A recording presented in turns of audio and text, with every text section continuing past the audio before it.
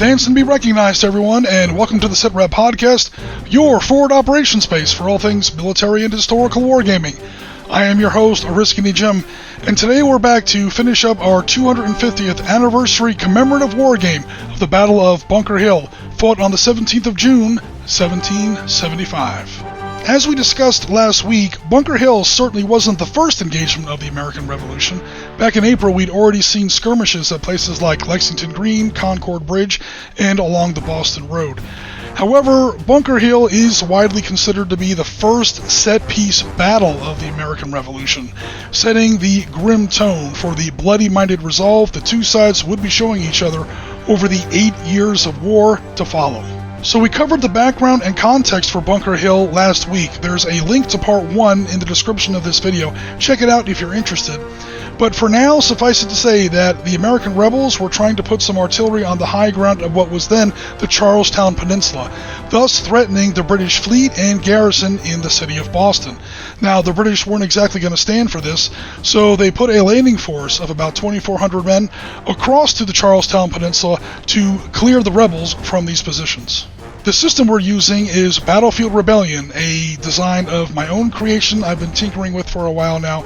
It's a hex-and-counter command tactical system scaled to let players really get their hands around the scope and troop levels of battles like Bunker Hill. So far, our game has gone pretty historically. The initial British assaults at places like the Knowlton Fence and Breed's Hill have been bloodily repulsed. However, there are some important differences as well. For instance, the second British assault on Breed's Hill has actually secured a pretty respectable lodgment, and you gotta remember, historically it took the British 3 assaults to crack this position. We're also seeing British warships get into some new positions to start putting the rebels at places like the Knowlton Fence under direct naval gunfire, so I'm pretty sure this position is getting ready to crack as well.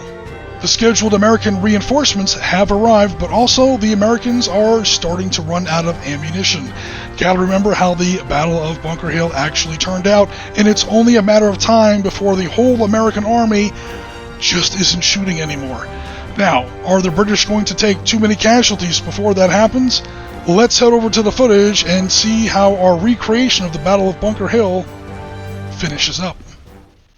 One more thing I wanted to go over before we got too far ahead in the process is incidental commander casualties. So, it's kind of an abstract rule, but the way it basically works is any of your commanders that are under threat, and by that I mean usually the case is within 2 hexes of an enemy musket unit. It might be 3 hexes if it's a rifle unit, or again, up here in Clark's case, he is within 2 hexes, but the only unit that can hit him only has a range of 1.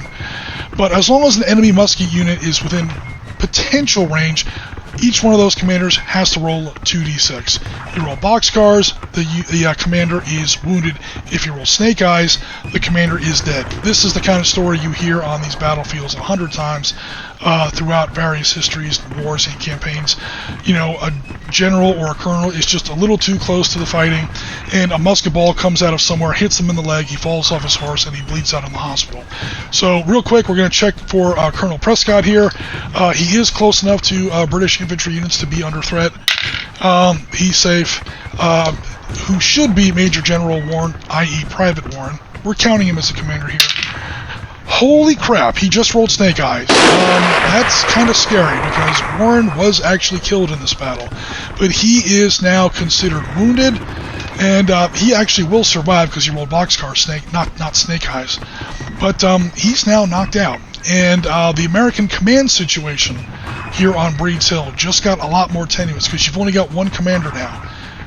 That's just how incidental commander casualties work.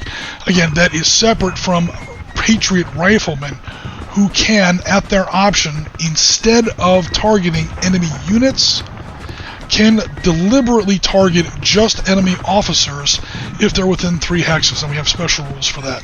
Sure enough, by the time we get through the British phase on turn 4, it's really starting to get very, very bad for the Americans. Here are their losses, the tail end of American turn 3 and British turn 4. That's getting ugly. The British ships are picking off lots of American routed units off the top of these hills, and again shooting down into the flanks and rear of American positions along Knowlton's fence, which is about to collapse. The light infantry have done a much better job than they did historically on this assault here, which was the original British plan. It just failed catastrophically in the historical battle. Here, it's not doing too bad. Meanwhile, the second British offensive up the side of Breeds Hill is doing a lot better, and what's making another big difference is, again, Howe finally has his artillery sorted out here. So that is going to be, for long-range fire, 3 dice for his heavy guns, 2 dice for his light guns. He's already on elevation level 1, and he is within 15 hexes, so his short-range fire is not going to work, but his long-range fire is doing just fine. Now we're over to the American phase, where hopefully they're going to get a little bit of payback. The Grenadiers under Abercrombie are trying to set up a flanking attack on the southern slopes of Breed Hill, and the Americans, of course, see that coming. So we have Patriot rifles, and we have artillery that is going to open fire. The artillery are now within 3 hexes, so they get to use their short-range number. That's a 3. So it's going to be 3, and the Patriots get to shoot 2 for their rifles. So it's going to be a total of 5 dice coming down on these Grenadiers. -1 for rifles, -1 for artillery, -1 for taking fire from a higher elevation. The British, however, are in woods, so they'll get a +1 to their resilience for that. Gives us a grand total of -2 off of their 5. So we're talking about 5 dice against an adjusted target of 3. And there is another destroyed unit of Grenadiers. Taking a look at total losses so far, looks like the Patriots have destroyed 8 British units so far. 2 more, and this game goes down as a Patriot draw, no matter what happens on Breeds Hill or Bunker Hill. If they can get to 12, that's going to be a Patriot victory. Okay, here we are at the end of American turn 4, and just to make sure that I'm showing on camera what's probably going to really decide this battle, and what definitely decided it historically, is the American ammunition status. So again, we're now at the end of turn 4, and now they got to start making ammunition checks. So for the first ammunition check, it is a 6+. Okay, it's a 4. The Americans still have ammunition. At the end of next turn, they're going to have to roll against a 5+, and then a 4+, and then a 3+. Eventually, they're going to run out of ammunition, and that's pretty much going to be game at that point. Okay, beginning British turn 5, we've made all of the rally checks, and now we go straight into the British combat phase. We now have 2 sloops of war and a frigate in position to start hammering on American positions. Notice that the Americans are starting to give up the positions that face these British ships. They're getting a little cagey when it comes to avoiding British artillery, at least as best they can. So, at this range, Falcon throws 2 dice, Lively throws 2 dice, Somerset, a bigger frigate, throws 3 dice. We got a total of 7 dice. I'm going to see if I can knock out a shaken unit first. So, artillery fire, -1. Artillery fire from the flank, -1. The unit is shaken, -1. So it is taken, it's down -3, its resilience is 0. HMS Falcon is going to fire 2 dice against a resilience of 0. A 1 is always a failure in this game. 6 is always a success. So basically, Falcon is going to throw 2 dice. We're hoping for no 1s. Double 3s. Alright, so that is that unit destroyed. It only took 2 hits to kill it because, again, it was already shaken. These 2 ships are going to concentrate on this hex here. However, they are within command radius of a +1 commander. So they are going to suffer a total of -1. 5 remaining dice, 3 from the Somerset, 2 from the Lively. And holy crap, yeah, the Americans actually survived for a change.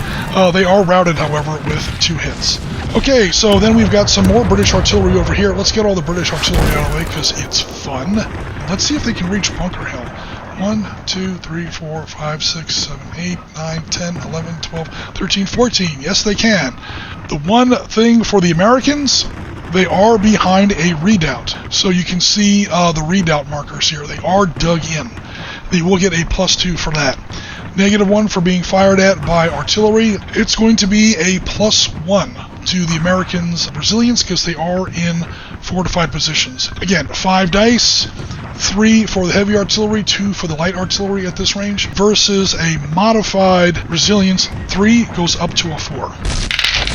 And they still managed to kill 1 unit. Look at that. Okay, with all the artillery done, we can then go straight to a continuing melee here. Looks like we have a raw militia and a veteran militia. We have a total of 3 American dice. They do get a +1 to their resilience against British damage. So here we go. We have a total of 3 dice versus a 4. And that is going to be 1 hit. So they do manage to chase him out of the hex. He is now considered shaken. So we'll go ahead and continue the British combat phase, and we'll see how everything shakes out. The Patriots catch a little bit of a break here when the British finally make their big power play to break once and for all this very annoying position of Patriot riflemen and artillery under the command of Colonel Prescott. We made a charge initiation check for grenadiers, and these Marines were technically too far away. But it doesn't matter. He failed, only 1 succeeded. And once you give the order to charge, you have to follow through with it. So these grenadiers went up alone, straight into the teeth of canister fire and Patriot rifles at point-blank range behind a redoubt on elevated position. Bite the pillow and think of England, guys. I don't know what else to tell you. But in absorbing most of that opportunity fire, they're going to clear, hopefully, the way for these line infantry charging from the flank. However, they're going to catch opportunity fire in turn from these guys. But in absorbing that opportunity fire, they might clear the way for these guys. So, we have, he made it in there, he made it in here, they made it in there. Yes, that's 3 units. They're not allowed to have 3 units in there. Spoiler alert, they're going to lose at least 1 unit, so there'll be plenty of room in just a second. So let's go ahead and resolve the Patriot rifle fire. That's going to be 2 at point-blank range. Artillery at point-blank range is 3. So that's going to be 5 total dice. -3 off of the resilience makes a total of 2. Yeah, that was not too unexpected. They actually died more than once. So that is the end of those grenadiers. That's going to be another destroyed crown unit. And then comes in the charge. We have 1, 2, and another line infantry. We have a total of 4 dice. They're both on the flank. So it's a charge on the flank, and notice the way the redoubt is shaped. The British are already inside the redoubt. So the Patriots will not get a bonus for that. Alright, so we have 4 dice against an adjusted 2. And that is, 1, 2, 3 killed. And that artillery finally is out of here. The Americans have lost their only artillery on the table. Okay, and now we have ongoing melee in there. The Patriots get a free facing change, because now it's a bayonet battle in the hex. But like I said before, Patriot rifles don't have any, so yeah, spoiler alert, they're going to lose that battle there as well. Meanwhile, we're going to go ahead and finish this one up. We have 2 American raw militia at point-blank range. They only get 1 dice for opportunity fire. And a 6 and a 2, that is going to leave one of them as shaken, and the other one goes in. So now it's 2 bayonet dice, and then it's going to be 2 hits. That is a militia unit routed. Run away! Because we're raw militia, and that's what militia do. They flee. The Patriot position is beginning to fall apart here. It's suddenly not looking so good. Okay guys, we're wrapping up British turn 5, and I was just going to go on into Patriot turn 5, but then something happened. I had to interrupt and come back to the camera and record this. First of all, turns out HMS Cerberus can fire on certain select positions here on Breed's Hill, so I mopped up 2 units of routed raw militia there, I want less blue on the table. But then, at the end of the turn, we do have Colonel Prescott. He is close to British units, and at the end of the combat phase, we got another boxcar results. Yeah, that is going to be Prescott, fallen out of his horse, wounded. Things are now looking very bad. The Americans are technically still in command with Stark, but Stark Stark is not going to be able to command both of these positions here at Knowlton's Fence and here at Breed's Hill for very long, which means Putnam is going to have to abandon Bunker Hill and come down here to command something. It's going to get very tough for the Americans to defend both these positions. Either Bunker Hill or Breed's Hill, the collapse has started. Let me put it that way. The collapse has definitely begun.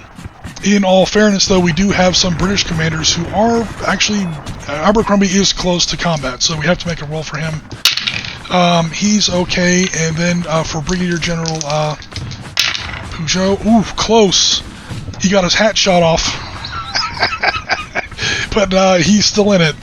Ending American turn 5, and you can see where they're really starting to pull back a little bit here. I have moved Colonel Stark down here to take command at Breed's Hill, and Israel Putnam has moved up here to take command at what's left of Knowlton's Fence.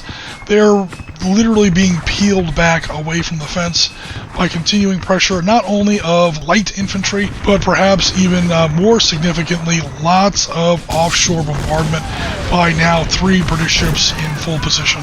And they're just unloading broadsides on everything they can see. So this position is rapidly becoming untenable. The Americans also have to keep an eye on this road. I really have to keep this line of retreat open. I mean, they don't really have enough troops to do it, but if the British could get a viable defensive position all the way around this and actually cut this road, where are they going to retreat to? There's literally only one road across the Charlestown Neck. But we're now at the end of the turn. This is the second roll for American ammunition. We're now down to 5+. 2. Okay, the Americans are still in it for another turn. Okay, here we are at the beginning of British turn 6, and I have made all their morale checks. I've checked to make sure that everything is in command diameter, and now it's time to start combat, and I tend to begin combat with artillery. So yeah, I've got their artillery kind of plotted out here. It's not looking good at all for the Americans at all. Alright, so HMS Somerset carries 3 dice at long range. Lively carries 2 dice at long range. They are going to try to clear Bunker Hill once and for all. It's going to be a 5 dice against the 3. Here we go. And oh man, they are hella dead. And Bunker Hill is officially wide open. HMS Falcon is going to fire into this unit right here. 2 dice against the 4. That's going to be 1 hit and 1 miss. They are now also shaken. They fall back a hex, and they are now considered shaken. And we go down here to Mr. Cerberus. It's really fun to just effortlessly clean off these dead units, but honestly, we really should start to put fire into these good units that are still standing and are still inflicting British casualties, because as bad as things look for the Americans, the British are really close to their casualty tipping point, to where even if they win the battle, they don't win the battle. This becomes a Pyrrhic victory. So, yeah, HMS Cerberus is going to start putting some fire and suppressing some of these American units that still actually pose a threat. 3 dice against a 4, because believe it or not, that is on the front, that is not on the flank. So that 4 reduces to a 3 because it's artillery fire. Okay, 3 dice against the 3. Holy crap, they wiped out another one. Alright, he's destroyed. Alright. He is smoked. Yeah, the position is starting to get untenable here. Oh, I didn't do the laned artillery. So that's going to be 5 total dice against these guys. Holy crap, their resilience goes up by 3, down by 1. The resilience is... they need 6s. Alright, so British artillery is not all powerful. If firing right down the front against fortified units under good commanders, then the artillery starts to not do so well. The adjusted target is a 6 on these guys. And as I say that, they still score 2 hits. One of those units is routed. Lots of American units are getting the hint that they're not going to walk away the victors on this one. It's time to start running away. Okay, here we are at the end of American turn 6. And you'll notice there's not a lot of white musket smoke in front of American positions. They have started to fall back, or at least try to maintain some sort of borderly withdrawal. Number one, so that they are back far enough away from these elevation lines so they can get a little bit of a reprieve and a little bit of cover from all this British artillery. and also so they can keep their casualties down. At the moment, they still hold Breed's Hill, and here's how we actually determine that. It's the number of non-routed units that are actually present on the hill. So 1, 2, 3, 4, you don't count commanders, 5, 6, 7, 8, 9, 10, versus the British 1, 2, 3, 4, 5, 6, 7 at the moment. They're about to put 2 more up there, and we'll see what else happens. So yeah, the British have taken so many casualties, they're also on a bit of a knife edge as far as whether or not they just have the boots required to push the Americans off these terrain features regardless of troop quality. The Americans are also continuing to refuse this line and let sort of Knowlton's fence peel away a little bit. Alright, we're now at the end of turn 6. The Americans are rolling against a 4-up to see if their ammunition holds out. And with the 5, okay, American ammunition is now running out. They will have ammunition through the end of turn 7, and then that's it. So now we're starting turn 7. We're going to go ahead and do some British morale checks, see if we can rally some of these shaken and broken units. Shaken unit up here by the river. He fails because he's still shaken. Routed unit down here by the swamp. His 6, he hella fails. He is still running. He's breaking out his swimming trunks. He's about to swim back to Boston. Okay, so British strategy for turn 7 is going to be kind of conservative because now the Americans are running out of ammunition. So HMS Glasgow is going to go ahead and switch because she has valid line of sight on these routed units. 2 dice. They're routed, -2, plus they're on artillery, so their morale reduces from a 4 down to a 1, back up to a 2 for the woods. 4 is all it takes. Alright, boom. Meanwhile, over here we have HMS Falcon. I'm going to try and poke on that shaken unit. 2 dice against the 4. 2 dice against the 2, sorry. Oh, he's definitely destroyed. Alright, HMS Lively. Now, he is in a redoubt. Okay, so he's being shot at from the rear, -2. He is routed, -2 more. He's under artillery. His resilience is at -5. His resilience is down from a 4 to a -1. He is in a redoubt, which gets it from a -1 back to a +1. So, yeah, HMS Lively with 2 dice. Again, 1 is always a failure. That 2 was barely enough to do it. He is now destroyed. And that just leaves us with Miss Somerset here, who is that clear? They're on elevation. Okay, so Somerset can fire over these units and into these 2 Patriot units. Alright, at this range she gets 3 dice, because she's a bigger ship. 3 dice. Artillery. Resilience is reduced to a 3. Ooh, look at that roll. Somerset, what are you doing, man? Both sides have taken a ton of casualties, and thus both sides have to get a lot more careful now. For the British, time is on the British side. The Americans are now out of ammunition. The British are going to stay put. In fact, I'm going to go ahead and close out the British turn now. But beginning on turn 8, the Americans have no ammunition. No more opportunity fire. And now the British are going to launch the mother of all bayonet charges that should hopefully close out this game once and for all. End of turn 8, and yeah, Knowlton's fence has finally given up the ghost here. And yeah, there's no more position there. Light infantry is now headed hell for leather towards Bunker Hill and to cut this road. The British are actually being very methodical in their advance up Breed's Hill now. They're trying very hard not to take too many more unnecessary casualties. What they're going to do is, for turn 9, they're setting up a big musketry blast here to weaken some of these units. Meanwhile, HMS Glasgow is going to bombard some units in these 2 hexes that she can see. Hopefully manage to weaken the American position a little bit more, and then comes the actual bayonet charge. Other American units are starting to fall back. They want to maintain at least some kind. They don't want to give away Bunker Hill for free. Make the British at least pay a little bit for it. So we're going to see how that works out going forward into turn 9. Okay, here we are at turn 9, and yeah, it's getting to be coup de grace time. We already talked about all the British artillery fire. These guns have fallen silent because they have no targets now. And yeah, the British now officially own Bunker Hill, at least for the moment, because they have 2 non-routed units on the hill, and the Americans have none. So, score of 2-0, the British control Bunker Hill, at least for the moment. However, zooming in a little bit, the battle for Breeds Hill is still definitely a thing. The Americans are being very careful not to expose themselves to artillery fire from the north or from the east.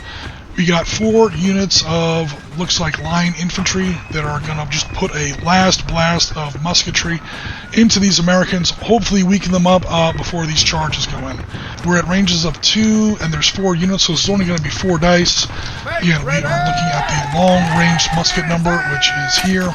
Target number is now a 5, because of Colonel Stark. Nothing. That last blast of musketry did absolutely nothing. Now the British charges go in. These are all the charge initiation checks that made it. This guy failed his charge initiation check. Spoiler alert, there's no opportunity fire, because the Americans are literally throwing rocks and, their coffee cups and, who knows what else at the British.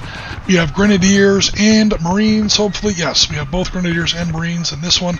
That's a total of 5 dice. And 1, 2, 3, 4. They killed one outright, and the other one is shaken and thrown out of there. Oh boy. Alright, so he is thrown out of there wherever he goes. Well, he's destroyed. What am I talking about? And then the guy that is shaken, he can fall back into that hex. Okay, good. Okay, now there was a total of 4 American bayonet dice in that, because there were 2 pretty solid groups of militia in there. And we have 2, so that is routed. That's actually great news for the British. They're routed but not destroyed. Okay, and now the British officially own that hex. Then we have these guys coming in on the flank. 2 dice against the 3. That's going to be 1 hit, so he is a panic kill, because he cannot fall back into this hex. He can't fall back into that hex. He's still an enemy. He's still adjacent to an enemy. And this hex is overstacked. So, yeah, that's actually a kill. This melee phase is simultaneous because, spoiler alert, these Americans could not take opportunity fire. So it's going to be 4 dice against 4. And we have only 1 hit. That is going to be shaken. So he falls back, and that unit is actually still going to go. I promise you guys, I promise, I am not scripting this game. This is just how it's coming down. Okay, so the British turn on turn 10 begins with the Grenadiers putting point-blank musketry into the 2 Patriot units that were here. They managed to shake one. Then comes in a bunch of infantry, and the charges destroy them both. Some British troops were chased back. Yeah, this guy got thrown back out of the hex. And now Stark is left in there all by his lonesome. He does get a roll to see if he has enough time to escape. He can't escape into this hex because that's adjacent to an enemy unit. He can, however, possibly escape into that hex. And it's a very abstract rule. It's a straight out 4-up. So on a 4 through a 6, he makes it. On a 1 through a 3, he is taken prisoner by those British line infantry. With a 3, that is pretty much going to finish up the situation on Breeds Hill, because count it up, 1, 2, 3, 4, 5, 6. These routed units do not count. And British units that are not routed on the same hill, 1, 2, 3, 4, 5, 6. So, yeah, it is now in razor tie with one big difference. The Americans have no commander on that hill. Actually, that's not true. Putnam's right there. Putnam moved over there because we've lost Bunker Hill. It's just done. Okay, here we are for... I know I've said this a bunch of times now. I'm hoping this time it's true. The decisive turn in favor of the British.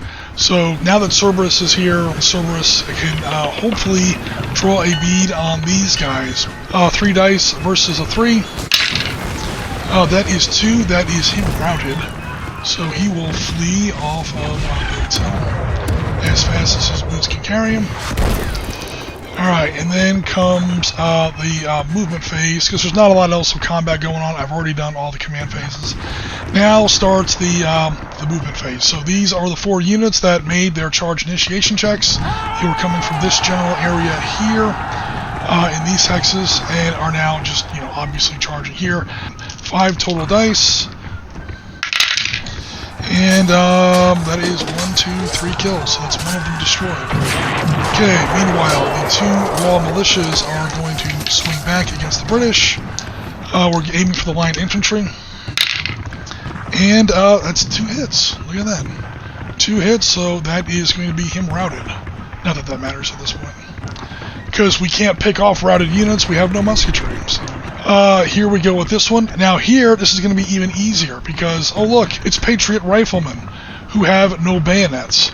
So this is going to be a fun get-together here. We have a total of 4 dice. Charge, downhill, no leadership, light wood, so it's -1 3s. 4 dice at 3. 1, 2, 3. He's destroyed.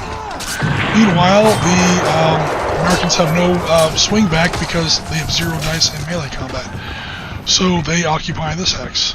And this is going to be continuing melee here between the raw militia and grenadiers. Guess who's going to walk away from that get-together? Okay, so at the end of the British combat phase, we are now looking at 1, 2, 3 American units that are not routed versus 1, 2, 3, 4, 5 British units that aren't routed. And spoiler alert, these guys are going to get there in time. These guys are probably going to rally at for turn 12, but it doesn't matter. They've already won. The Americans are not going to, come back from this. So, yeah, I think I'm going to go ahead and call it. They clearly own Bunker Hill. They clearly own Breeds Hill. But how much did it cost them? Remember, if the Americans could kill at least 10, it's considered a draw. If they could kill 12 or more, it is considered an American victory. Now, how did I arrive at those numbers? The British started off with 24 of these units. Again, a unit is roughly 100 men, maybe a little less. So the landing force was between 2,200 and 2,400 troops, depending on who you ask. I landed at 24 counters. They killed or wounded about 40% of the British landing force. So I call 10 the historical result, 10 units out of 24. Did the Americans do what they did historically, i.e. kill at least 40% of the British landing force, i.e. 10 units? And spoiler alert, barely. I mean barely. They got 10. I was hoping for 11, I was hoping for 12. Strangely enough, this plan turned out a little bit more like Howe actually planned it. But his idea was to crack a line right here, which is kind of what happened, and then use that to sort of crowbar the Americans completely out of their position, take Bunker Hill, seize this road so no Americans can really escape. Right now, the Americans can escape up this road. So, I mean, we wound up at a more or less historical result. We took a different road to get there. Now, if you look at the American force and their casualties, especially since they have 2 more in there, good God almighty, this is an absolute slaughterhouse. I mean, how could this possibly... The Americans officially, or historically, the Americans lost fewer people than the British did. This is a unit or a command tactical game. Any of these units destroyed does not mean that these units are, they took X amount of casualties. When a unit is removed from this game, it is a unit combat ineffective. It is a unit that has routed and run away, which was pretty much the entire American force, kind of like what we see here. So it's kind of tough to end up with a butcher's bill for the Americans. It's going to be high, because the fight lasted on Breeds Hill a fair amount longer than it did historically, I won't lie. But, yeah, some Americans are going to go ahead and escape. Most of these Americans have already fled. They've already hoofed it down that road a long time ago. Again, when you remove a counter from this table, it's not X amount of men killed, X amount of men wounded. It is usually like this unit has had it. It just disintegrates into a panicked mob of people, and they've just, run away. But, yeah, we pretty much landed on a historical result. So this game is going to go down as a draw. And there we have it, folks. With just 1 turn left on the clock, the British have decisively seized the heights, both at Breeds Hill and at Bunker Hill. However, the American rebels have also destroyed a full 40% of the initial British landing force, and since both sides have fulfilled their historical outcomes, this game is going down as a hard-fought draw. Looking back at the scenario design, however, I don't know, maybe I should have mixed in some more raw militia and less veteran militia in the American force. I mean, how many veterans of the French and Indian War could there really be here? As for the British, maybe their ships can fire every other turn or something like that. I don't know. In the latter turns of the game, those ships became really devastating. Historically, Bunker Hill served as a brutal eye-opener for both sides, leaving no one in any doubt just what kind of war this was going to be. The British, of course, would be eventually forced to evacuate from Boston, but they would be back with a vengeance for the invasion of New York in the summer of '76, opening the next legendary chapter in the American Revolution. But I promise everyone, that's the last American Revolution content for a while. I know we've been hitting it really hard lately. Please stay tuned for some more modern era wargaming content coming up soon. And that's where we're going to leave it for now, folks. Thanks very much for watching. Please like, comment, and subscribe if you enjoyed this content. Please remember to hit that notification bell. Also, please consider joining the Sitrep Podcast Discord. There's an auto-accept invitation link to our Discord in the description of this video. Join our community, see what everybody's up to, and best of all, show us what's happening on your hobby table.